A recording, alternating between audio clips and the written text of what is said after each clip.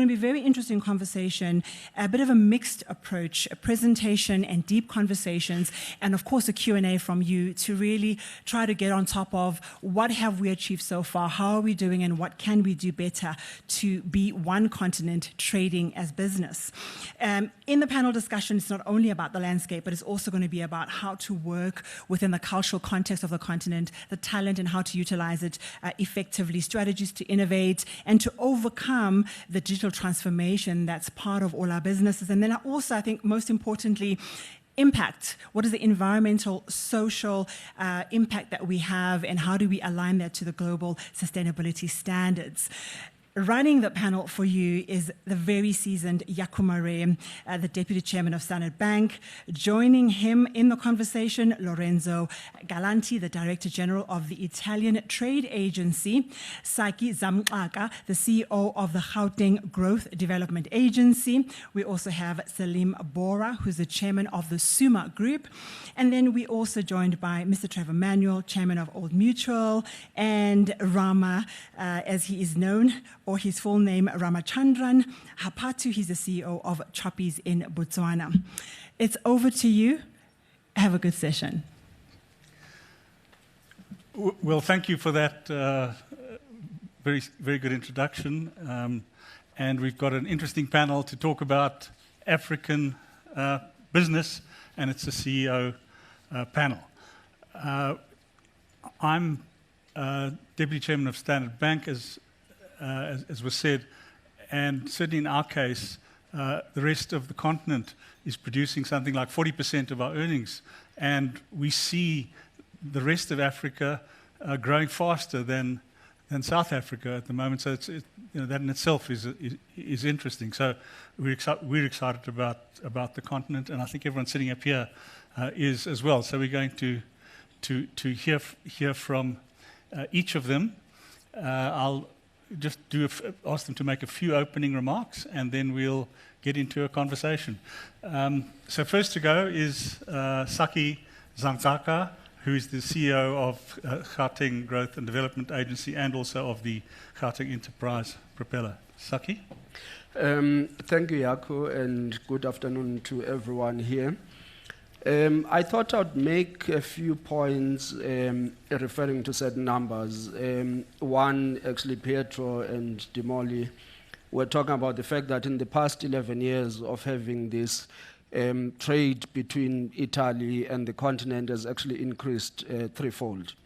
So it's important in the context of doing business to always remember that goods follow people. When people interact, it's often the first step, and we've seen the results coming out from this.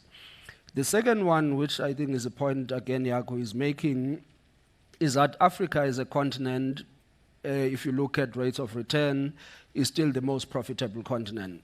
Of course, what makes it a bit profitable is that there are certain risks, and there's a risk-reward relationship, but it's still the continent with the most potential to grow.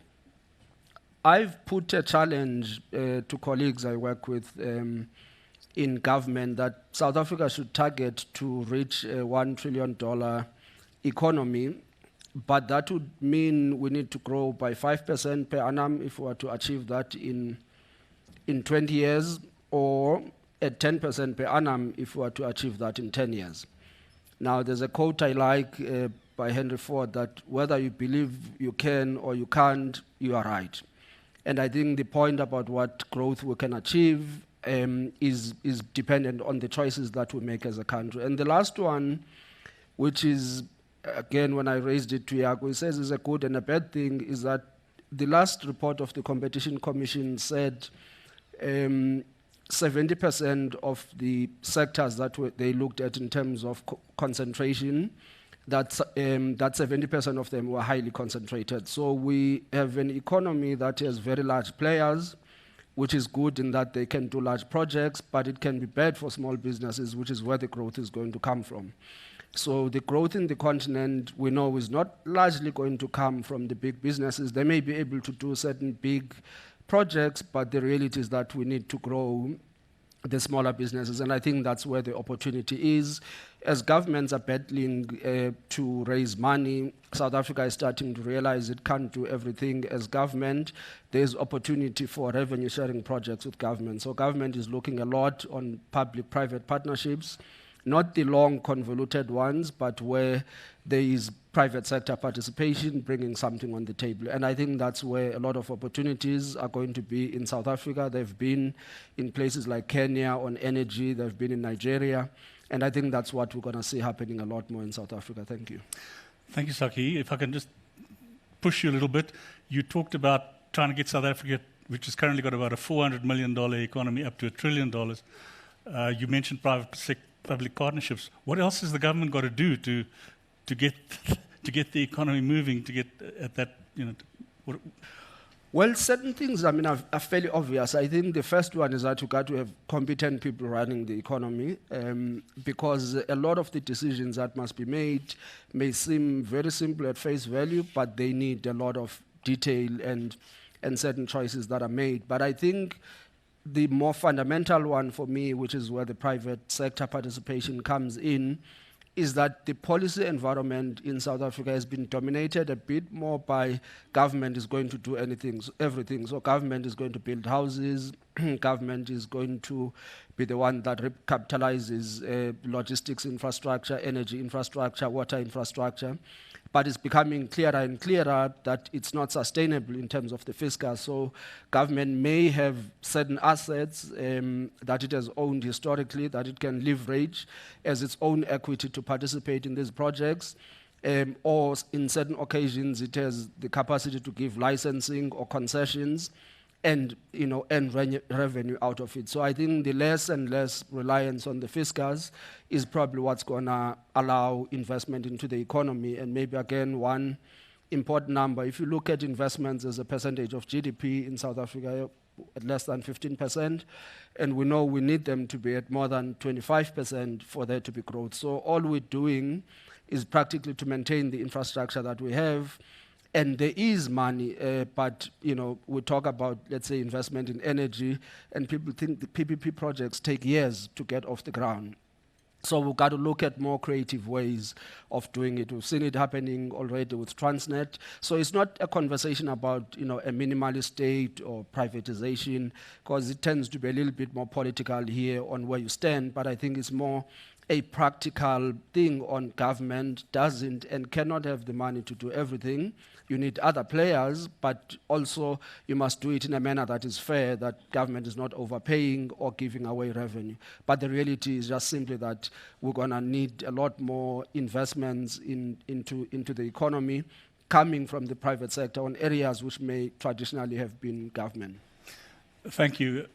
I'm going to just follow up a little bit on that, because Trevor Manuel and I were investment envoys trying to attract, a trillion rand, 1.3 trillion rand into the economy over 5 years. But the number you mentioned of we need the investment to GDP ratio to go up by 10% is $40 billion a year, which is 800 billion rand a year, which is kind of almost the entire target we had for 5 years.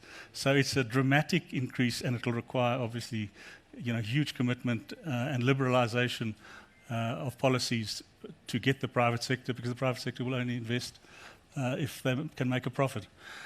But thank you. I think that was a great start on South Africa. But now to move elsewhere in the continent, I'd like to introduce Ramchandran Otapatu, who is the CEO of Choppies in Botswana. They operate in Zimbabwe, Zambia, and Namibia as well. Supermarket and retail, big business. So if you could just give us some of your thoughts about the opportunities that you see, and maybe the challenges as well. Thank you. Thank you for having me here.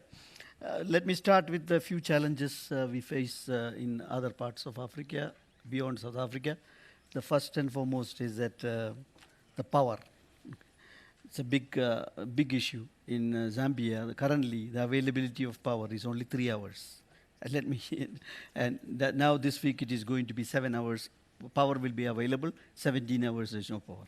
So we rather mention the availability of power in the in the business. So that's one of the biggest challenges. Okay, one issue we face across this sub-Saharan Africa is the bandwidth and connectivity and its costs. So common man must be able to get internet literally for nothing. This is the only way to get, even the modern retail is based on, a lot of things are based on, we want to run a program or a promotion or anything of that sort. The connectivity and the availability of internet is the most critical factor. So that we struggle with that as well. Skills, again, retail skill, especially outside South Africa, it's a challenge. Infrastructure, landlocked, we operate in 3 landlocked countries. The border delays and port delays as well, because we rely on the ports of Durban and Walvis Bay. Walvis Bay is much easier because it's not congested. But Durban, you can expect months of delay in getting goods across other parts of Southern Africa. And free trade. There are free trade agreements in place and economic partnership agreements in place between the countries. Whether it gets honored or not, that is something to be tested upon. It's most of the time, each one act on its own silos. So if we act as a bloc, an economic bloc of Southern Africa, that will make all these numbers, the trillions of dollars can come in, because that much population is there, that much activities can be there, and we can feed the entire world from this side of the world, this part of the world. So opportunities are always there. Another factor we need to mention is this All Africa Free Trade. We need to put in more effort in getting this up and running, and a lot of education need to be given to the people who's managing the trade between the countries. When we approach with this thing, in SADC countries especially, for re-export and things like that, they are completely ignorant of what has to happen in the All Africa Free Trade. This is one of the biggest opportunity for within Africa to improve the trade, and that can also really reduce the imports as well into the continent, which we can be self-sufficient, we can export. All this thing can happen through the All Africa trade. I think these are the few. Thank you. So how many stores do you currently have, and how many do you think realistically you might have in 5 years' time? We operate 200 stores, 198 to be precise. We are looking at growing up to 450 to 500. And expanding into different further markets, or within this market there are opportunities to grow, because some places the formal retail is only 20%. Yeah. So there's huge opportunities in growing the business. But you've also tried some markets and had to pull back. From East Africa we pulled back. And just what are the lessons from that, I suppose? We don't want to operate in the markets where there are no level playing fields. Right. I mean, especially the poor border management, too much smuggling, and those things, corruption. This thing can affect reasonably organized retail. So that's why we pulled out. Some important comments there. We have on the line now from Italy. We have Lorenzo Galanti, who is the Director General globally of the Italian Trade Agency. Mr. Galanti, welcome. Yes, thank you. Good day to everyone. I'm delighted to join you representing the Italian Trade Agency for this CEO Dialogue Southern Africa, which is, I think, an important initiative by the Ambrosetti, the European House think tank, that has consistently helped shedding light on opportunities existing between Italy and Southern African countries throughout the years. Now, today, I believe, and I was listening with interest to the discussion, we stand at a somewhat pivotal moment as Italy, and and Africa explore new avenues of cooperation, growth, and sustainable investment. And we're now focusing particularly on three countries central to this vision: South Africa, Mozambique, and Angola. And each of these nations offer unique economic landscapes, yet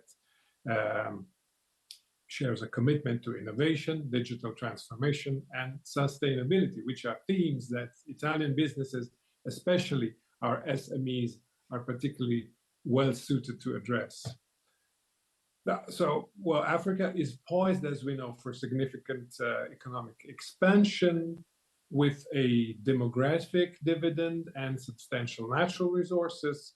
The continent is attracting foreign investment. The IMF forecasts sustained economic growth for Africa, driven by sectors such as technology, energy, and manufacturing. And as a partner, once again, Italy can support African nations in strengthening their economic diversification, promoting sustainable industrialization, and building a resilient business environment.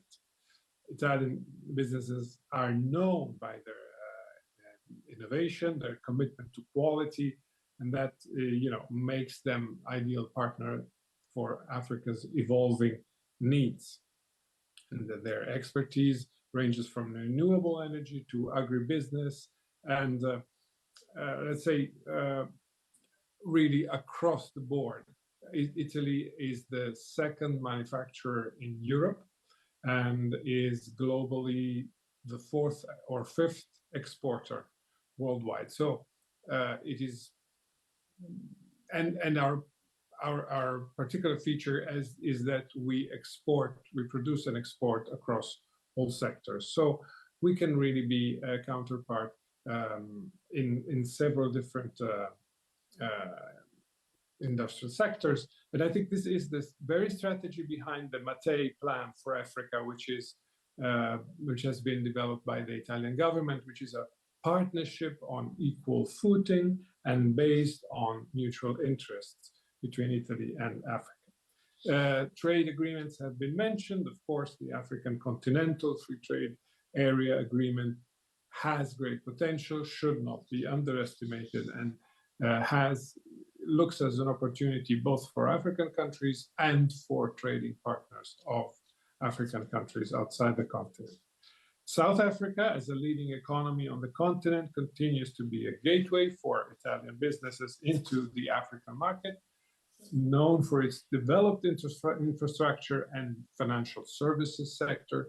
South Africa is increasingly investing in digitalization across industries. We heard that earlier. This focus aligns well with the expertise of our SMEs in Italy in technology and digital solutions. But Italian firms can also bring competitive advantages through digital and technical solutions in sectors such as agribusiness, healthcare, and logistics. For example, digital transformation in agriculture could enhance productivity, improving food security and health and economic resilience. Also, Italian expertise in automation and smart solutions can help South Africa advance towards its vision of a modernized and digitally driven economy. Now, Mozambique's economy, although emerging from a period of hardship, is now on a positive growth trajectory. With one of the world's largest reserves of natural gas, Mozambique is attracting considerable international investment in energy.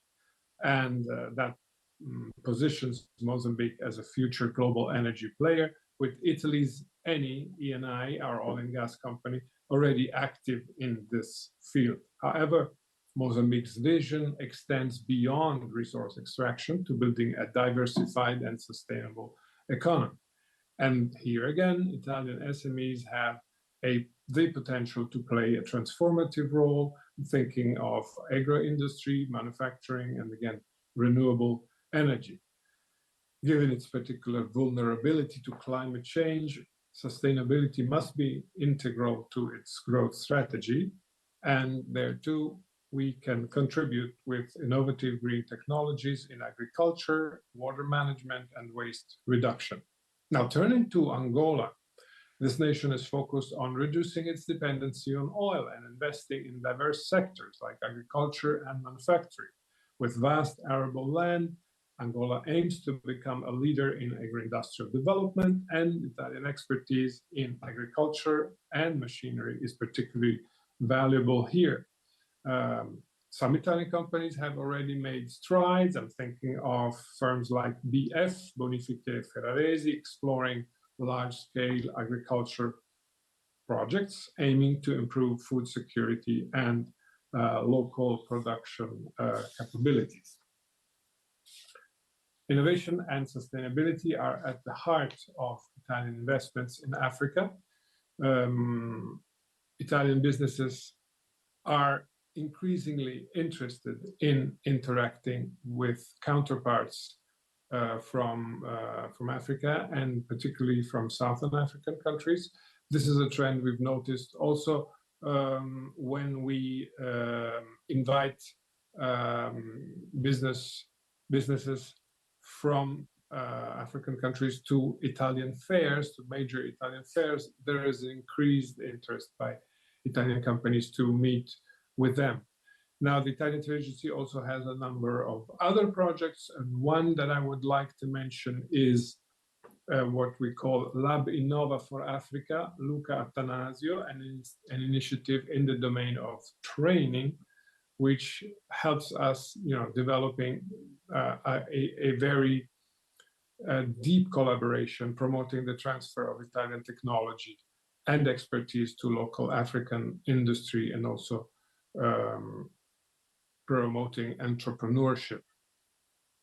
In conclusion, I think Africa presents Italian SMEs with opportunities to engage in sustainable and impactful investments, and our cooperation with notably South Africa, Mozambique, and Angola, but also with other Southern African countries, through the Italian Trade Agency's network of offices in Africa, which was broadened only last year, reflects our shared vision of a prosperous and interconnected future.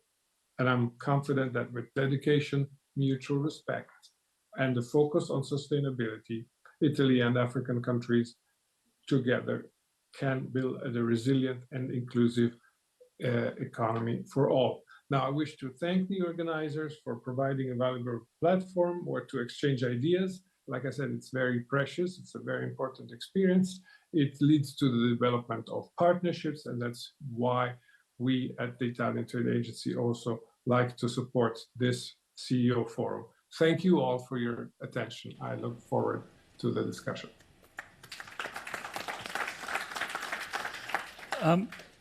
Lorenzo, if I could just ask, from where you sit as Italy and the trade agency, what are the 2 or 3 things that you might say to the governments of the countries that you know well that would dramatically increase the amount of trade, imports and exports between Italy and those countries? Well, of course, first and foremost, let's say the non-tariff barriers are important. So, of course, this is always a critical factor, and the more we can collaborate on that, the better. This is one important aspect. Secondly, I think a very strategic sector that South Africa and other countries of the regions are looking at, which is digital finance. I think that also helps a lot with intra-regional trade, but it also would help a lot with trade with countries such as Italy. So I would, first and foremost, I would address these 2 topics. And then, of course, like I said, there is, notwithstanding distance, but there is really increase the interest from our small and medium enterprises to know more about opportunities with those countries. So we stand ready to collaborate and to, let's say, develop joint initiatives. We have offices in some of those countries, so we're happy to work together on innovative projects. Thank you very much. We had some interesting statistics on trade with Europe this morning and the continent. So this was a useful intervention. Thank you very much. Next, I'm going to come to Trevor Manuel, who was at one point the longest-serving finance minister in the world under a number of governments in South Africa, and is currently the chairman of Old Mutual, which is a big life insurance company that operates elsewhere in the continent as well. Trevor, what are your high-level thoughts? Thank you very much, Jaco. Let me greet everybody. Excellency, the Ambassador, former Lieutenant Governor, but there's a gentleman hiding in the back, and I want to bring him out of the shadows. There he is, yes. Cardinal, welcome. We can't sit in this room and not recognize the Cardinal. Cardinal Brislin over there. He's, Jaco, because this is the after-lunch session, and the lunch was so good and people tend to fall asleep, I want to be a bit provocative. And, you know, I think that I want to go back to the old adage, never let a crisis go to waste. Now, right now in the world, there is a crisis in the global economy and in geopolitics. Let's not pretend that what happened in the United States did not happen, or that it's a factor of the past. And if we want to engage with this, then we need to draw these matters out and understand the impact of the elections in the United States on the lives of each person on this continent. There's an article in the Financial Mail this week under the rubric, "We must Trump-proof our economy." Now, this is not a South African issue. It's a big, big issue. You see, we've grown up, all of us have grown up in an environment where post-World War II, from 1945, there's been an emphasis on multilateralism. You could look to institutions to help us through. All of those institutions are now going to be taken into the hands of whim and caprice. And you don't have to trust me, but you can look at the challenges that will arise at COP29 in Baku as we speak. It's impossible to reach agreements. Now, this environment is not just a threat. I think for us as Africans, it's the most phenomenal opportunity because it'll allow us to catch up with those things we haven't done to date. Because I think that the kind of decision-making we're likely to see over the next period is likely to sharpen the challenges, say, between the United States and China. We don't want to be caught in the crossfire, but we have to think as Africans differently. And so these issues that Rama was talking about, developing our own measures, what does it take to move a 40-foot container from one port in Africa to get it distributed? Because if it takes months, then we've shot ourselves in the foot. We will never improve on the quality of life of our people. This doesn't depend on other people. This depends on us as Africans. And as we deal with these issues, we become more inviting to prospective foreign direct investors. It's that kind of discussion. It's an adult and a necessary conversation we must have with ourselves. And then we can deal with some of the detail as we proceed. You see, as Rama says, we have the African Continental Free Trade Agreement. It's an important but first step. What will we trade? What will we trade with Botswana? Will we buy their diamonds and they buy ours? What will we trade with Ghana? Unless we engage with what is traded, we actually aren't developing a perspective for the African Continental Free Trade Agreement. We may as well not have it. This is simple, hard logic. And so these are the issues that we as Africans must actually look each other in the eye and say, let's fix this. As we speak, one of the necessary conditions for investment is peace. There are 54 countries on the continent. 14 of our countries, that's 25% of the countries on this continent, are ridden by conflict as we speak. It is an unacceptable issue. Lorenzo is correct. Mozambique offers us wonderful opportunities, but Mozambique is ridden by conflict in the north as a result of the gas finds in Cabo Delgado, and there are challenges as we speak in Maputo as a result of the recent elections. As Africans, we must be better than these kinds of issues. The metric for success is actually in the quality of life of our people. We've got to push ourselves much harder and be much harder on ourselves. You see, 41 million Africans as we speak are displaced. How does that happen in 2024? 41 million people displaced on this continent. We've got to drive a different agenda. We have to speak to those who govern our countries and say, please be better than this. We've heard the voices of the electorate in various countries. In Botswana, we have seen a change of government since 1966. 58 years, the party that has been in government has been unelected. And you're likely to see more of that across the continent.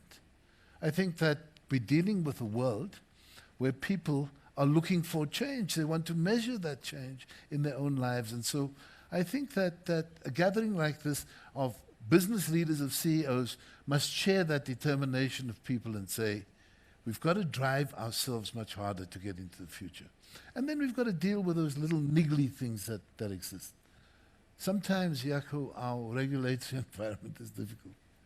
You know, there are a number of countries where we operate as Old Mutual, where, you know, in this country and in many countries, non-executive directors have terms of 3 years that are renewable thrice, right? We don't have a large pool of retired people, retired professionals. In so many countries on the continent, they say renewable only, you can serve a maximum of 6 years, one renewable. And so where will you find the skills from to govern companies, to look to the future? These are not issues for our foreign direct investors, they are our African issues. And if we aren't honest with ourselves, if we don't drive a harder bargain for ourselves, we can't offload the burden onto others. I want to end off just by talking about talent. Talent is also an enormous issue. We see talent going to waste every year in June, July, when people die on the Mediterranean trying to get across. These are young, capable people because we don't create an environment for them where they can work. We don't create, you know, let me tell you a story, not a secret, a story of this country.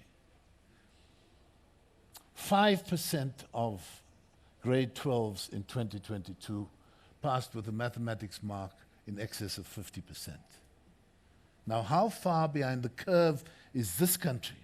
And look at South Africa relative to other countries on the continent. How far behind the curve are we in catching up on AI and the technology transfers? If we don't fix these things in a way that is rational and ordered, the world can't do it for us. So I'm saying the big issue for me, Jaco, we've got to look to ourselves, see the faults in ourselves, speak to ourselves, speak to the leaders, and demand change that is much better than where we are at the moment. Thank you.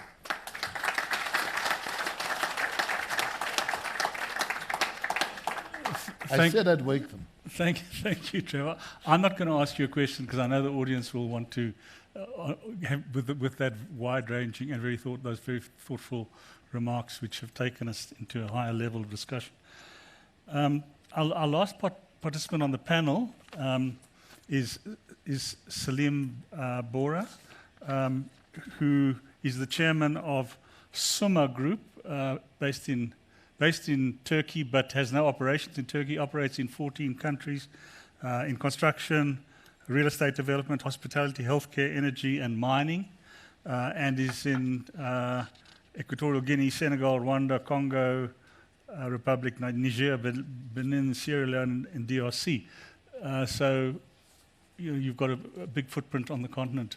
So, and I know that you've got a few slides. You're welcome to stand up and make your opening remarks. Thanks, Salim. You're welcome. Thank you so much. I'll try to put some flavor to our panel, although it was great remarks already. And thanks to the organizing committee for having me. Good afternoon, ladies and gentlemen, and distinguished guests, excellencies. Summa is a construction and engineering company out of Istanbul, Turkey. We have been operating for 35 years already in the countries that you are seeing on the map. And we are in several industries: construction, real estate, hospitality, healthcare, energy, mining, aviation, and some charity work as well. And I want to give you some examples of the projects that we've been involved with in the sub-Saharan Africa, especially since 2010. This is a project that we are currently doing in Gabon with the new administration. For the African Cup of Nations, we are preparing the Hoima Stadium in Uganda. The works are ongoing right now. And we have put a short time limit for 16 months, design, build, turnkey. We also invest in hospitality. This is our second hotel in the continent. It's in Senegal. It's a Marriott. We will inaugurate soon with the new administration. We have been involved with airport concessions, and this is the current concession that we are constructing right now in Guinea-Bissau.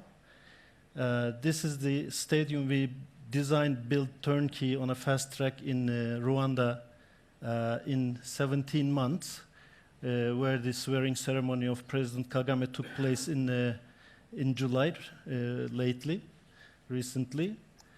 We have built this Sofitel, which will be inaugurated soon in Benin.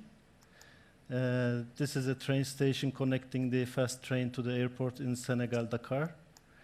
Another concession in Freetown, Sierra Leone. We also designed, built this terminal in 14 months. Another administrative complex in, as you can see, Rwanda. This is the famous stadium in Senegal, Stade du Sénégal, where Senegal became the champion of the continent with the final game they played after the inauguration of the stadium. We built universities, campuses. We do air strips, government buildings, university campuses. This is the African Leadership University in Rwanda. We are very famous in delivering arenas, actually. This is the Kigali Arena, 10,000-seater, which we built in 6 months, design, build, turnkey, where the NBA Africa is being played, and most talents are coming from the continent, are playing in this beautiful infrastructure. This is another airport we built in Niger, also in 11 months, the delivery time. Dakar Expo, Dakar Arena, 15,000-seater. Basically, in 54 countries, today there are only 4 countries which are capable to host an NBA event. It's South Africa, Egypt, Dakar, and Rwanda, to fit the norms of the NBA. The airport in Senegal, we are operating also for 25 years concessions. The hotels, Congress facilities in Congo-Brazzaville. This is the famous Kigali Convention Center, which we had to take over from a Chinese company, which happened to only complete 20% in 3 years' time. And after we took over, we completed in 14 months, and they hosted the African Union Summit in Rwanda in 2016. Some other projects and award-winning conference facilities, and basically, this is our first project in Equatorial Guinea 2011, when President Obiang said he was supposed to host the African Union Summit, 17th African Union Summit, and he wasn't very happy about the infrastructure he had. And I said, Mr. President, with pleasure we can come and build this facility for you, but can I ask you how much time we have? He said, you have 5 months to build it. In a country which we never operated, we never had any mobilization. We flew 900 workers. We sent 5 vessels, and we sent 13 air cargo shipments, and we delivered this project in 5.5 months. And we had some other projects in Northern Africa, in Libya, and we are one of the top 250 construction company in the world for the last 18 years, rated by Engineering News Record, which is one of the most respected industry reference in our space. And this is basically, in a short explanation, what we do. The challenges we are having, if I may say, are basically coming from the financing point of view. We are trying to use export credit agencies, and Italian export credit agencies, SACE, is very aggressive, and they're really willing to involve with more projects in the continent. And we've been using Turkish Exim Bank, we've been using various financial institutions-led ECAs, like Standard Chartered Bank from UK. And there's a big dilemma in terms of the timing of the financing versus the completion time of the projects. We have had some experiences when we delivered the project and the financial closing still wasn't there. So this mismatch is creating a big problem, and this needs to be fixed one way or the other. And I'm saying, you know, it's very rare to find companies who are really dedicated to deliver projects in Africa, because it requires certain elements. A, you have to be very passionate about what you're doing. B, you have to be ready, willing, and able to undertake such a challenge. And C, the leadership of the relevant country. So all these elements to come together is oftentimes not possible. That's why there are certain countries which are capable to realize their infrastructure needs, and some others are not capable. Because the time is flying. I mean, a duration of a mandate of a president is usually 4 to 5 years, 5 to 6 years. And by the time they choose the right partner, by the time the partner is engaged fully in the project, it's already too late. So, you know, there are new terminologies that we are learning which we haven't heard before. Tokenization, crowdfunding, digital economy, digital payments. And I really wish that in this new era coming, there will be some new options for financing such infrastructure projects in a more efficient way. Thank you.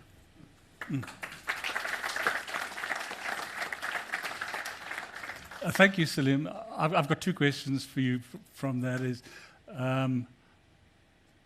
operating in these countries, big projects, you must obviously face problems of corruption, bribes being demanded.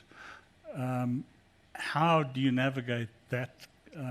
Is the first question. And secondly, in all these sorts of things, I presume you're often competing with the big Chinese construction companies. You've got all the finance from the Chinese development banks and so on.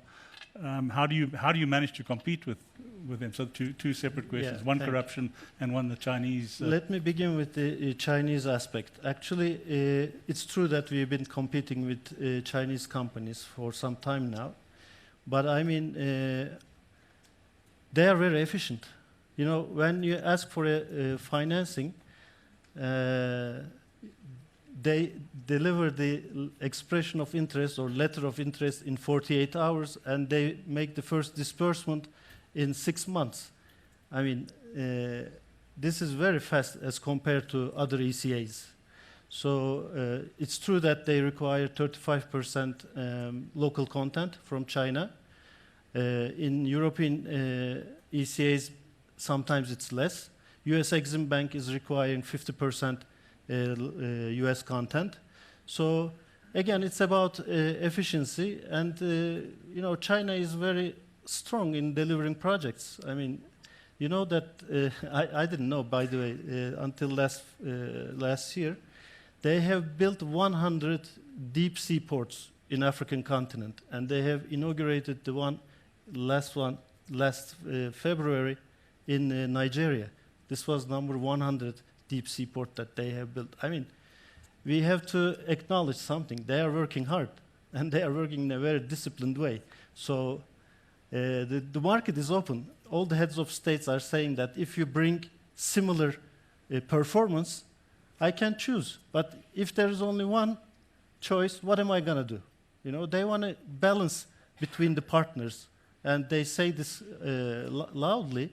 But at the end of the day, I know a lot of Western companies are shutting down their offices, operations in many African countries. So people don't want to leave their comfort zone. And again, it's a passion, and you have to be committed in order to be able to advance in that. The second question, rather the first question, about the corruption. It's true that there are a lot of demands might come from left and right regarding favoring certain things, but you have to be very straightforward with your relationship. That's probably one of our big advantage in terms of being able to deliver 25 projects over the last 10 years, 14 years rather, and we are very careful about how we deal with the decision makers and heads of states and or ministers or head of authorities. So a lot needs to be improved in that space. Thank you. If I could ask you, Saki, we talk about investment and fixed investment, domestic and foreign, but you don't invest in a country or in Gauteng. You actually invest in a local authority. You invest in a city or a local authority, and the infrastructure in so many of our municipalities and metros is woefully inadequate. How does Jide think about that? Yeah. So thanks, Jaco. And I think the conversation now about attitudes is probably where a lot of what we're dealing with is, because even the perceptions about what's investable, where you can invest, and maybe let me just talk about South Africa, which is where I live. I think a lot of business leaders don't think they have a responsibility beyond their companies. So they talk in annual reports about sustainability, but in real terms, there isn't always either putting back or taking the risks that they should take. While I think government and government leaders, there's a lot of responsibility that resides there, there's also a lot of responsibility on ourselves. And I'll make a couple of examples. We have Discovery in South Africa, which is a medical aid company that ran a campaign to fix potholes. Of course, they're a private sector company. The reason they did that is because they probably were getting a lot of claims on people whose tires were getting damaged, but they were contributing to public good in what they were doing. And I think we get a lot of perceptual issues about what investment can happen and what investment can't happen. And we have a very interesting political system as well in South Africa, where almost every second or third year you have an election. So it's like now going to municipal elections after that. So you sit with this air of political uncertainty. Who's going to come back to office? Where can we invest? And we've seen in some of the municipalities where even where there's a coalition, it doesn't last long. So I don't think the solution is going to come out of us being comfortable that there's going to be order soon in that. I think we must work on it and try and solve it. But I think a lot of it is going to be on people taking certain actions which don't require government to do, and people can make money out of them. And maybe on some of those which require government, as I'm saying now, maybe coming back to my job, and where we need to work with the private sector is you identify something, it requires a solution, and we help you find that solution. And I'll make 2 examples on that. There's a business process outsourcing company. It's set up in Randburg. And one of the problems they had were taxis. Because these call centers operate almost 24 hours, because most of their clients are offshore, they have to arrange transport for people to go to work, and the taxis demand that it must be them who are transporting these individuals, irrespective of whether or not they are competitive on pricing, irrespective of whether or not there's safety. So we have to help them solve that problem in dealing with the taxi industry, both on policing and stakeholder management. So that's what we did in working with them to solve that problem. So that's where, you know, agencies like ours then have a role, is to identify that. This morning we met with individuals who are investing in what's called Tambo Springs. So it's a logistics hub. So they've already put in money, but their expansion requires a road to be done. And the road, you know, government in the province started doing it, and somebody challenged in court on environmental issues, and they lost because this, and then they came back and said, well, we now need to know when government is going to continue the investment, because our expansion is dependent on it. So I think while the problems are big, part of it is that we've got to address them one day at a time. Let's work with willing players who are willing to solve certain problems, and we resolve them. Some may require national government, some may be complicated in terms of the laws. And I almost said the same question about the projects, because when you accelerate to this extent, I'm sure there's a cost to it, a physical cost that you pay a little bit more. And in environments where there's transparency, then someone says, well, if you gave this to a local company, it would have cost X amount, but, well, maybe it would also have taken 3 years and not 5 months to happen. So there's trade-offs in sometimes what we want and what we expect, but our responsibility, you know, coming back to us being an investment facilitation agency, and I hope many others work in government, is that in the midst of all of these problems, someone has got to do something. So we have to make it easier to solve some of these problems, and work with the private sector where it is possible. Thank you. Rama, we've had a spate of reports here of South African-based companies operating the continent with reduced earnings because, for example, the Nigerian naira having depreciated a great deal and suddenly the earnings are way down. You operate in Zimbabwe, for example. How do you think about currency devaluations and how it impacts on your business, and do you still, you know, what makes you keep going in some of these countries? When we go into a country, we take a view that I'll give you an example of Kwacha. Okay, I'm not talking about Zimbabwean SIG because it was SIG. It is SIG now. It was something else before. So let's rather don't talk about that. So we go into Zambia. So we invest money there, and we take a long-term view. So based on that, we'll have a dent in the balance sheet when it gets converted into the local currency. Fortunately, Botswana Pula has always been strong. So we take that beating. Even when we got investment in South Africa in properties, we take that beating always. So we take a long-term view, and we don't give too much of importance to the short-term movements, hoping that over a period of time, it will stabilize and it will become normalized. Thank you very much. I wanted to end off on that question about leverage for all the panelists, because we're nearly through, and it's a lovely positive question. You know, what is it? Where do you have leverage where you can actually make the continent a better place and so on? Can I start with you, Rama? Yeah, thank you. So I just give you a short example of what we did in Botswana, Zambia, and Namibia, especially. If you look at the agriculture sector in Botswana, it was very, very small as a percentage of the GDP. So what we did is that we started engaging with the farming community, and by the time it took me around 8 to 9 years, but in that 9 years, the contribution to the total horticulture came back from almost 10% to 70%.